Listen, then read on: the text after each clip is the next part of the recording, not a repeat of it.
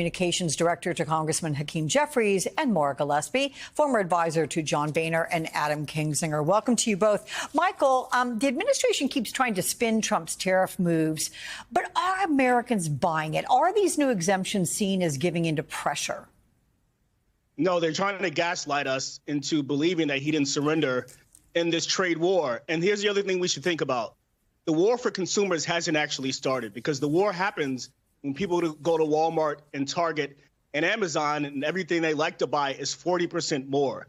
So those things really haven't kicked in.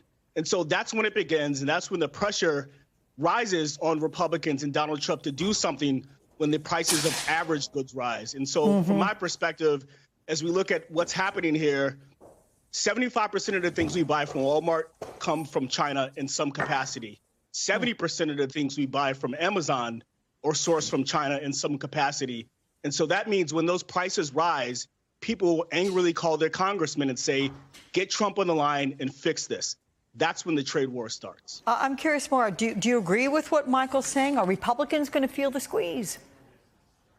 They may come to midterms, but that's to be seen. I think right now the largest issue at hand is the fact that the White House really fumbled on the messaging aspect of this and the rollout. It was very chaotic, very back and forth. And one thing that the business world can't really tolerate is the inconsistencies, right? They have to plan for that. They have to plan for volatility and to, mitigate the risks that are likely to drive up costs, because they have to plan for if these tariffs do actually go into effect. And so I think that having some of these chaos agents, the White House, there's just too many cooks in the kitchen.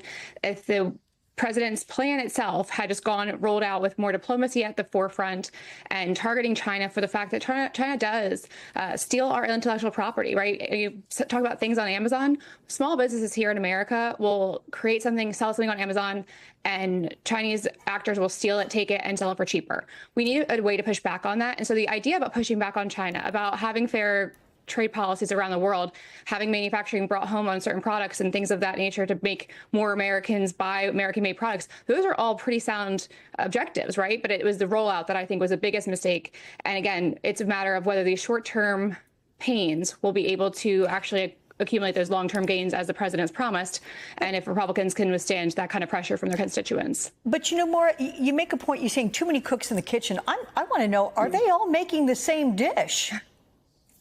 It doesn't seem like they are. I mean, you have Scott Bessent, who seems to be, I guess, the steady hand here, who's trying to say, whoa, whoa, whoa, let's pull this back a little bit. But then you have Peter Navarro and Stephen Miller going out on camera and espousing different things. So I do think as though there is a real concern of messaging, and the White House needs to get their ducks in a row, and they've been inconsistent, even from the White House press secretary 1 hour saying one thing and then the president says another. I do think that inconsistency isn't helping their efforts. And again, the idea around what they've tried to do is something that most Americans would agree that we need to do these things, but the way they went about it was, I think, very chaotic and potentially damaging to our relationships around the world. Yeah.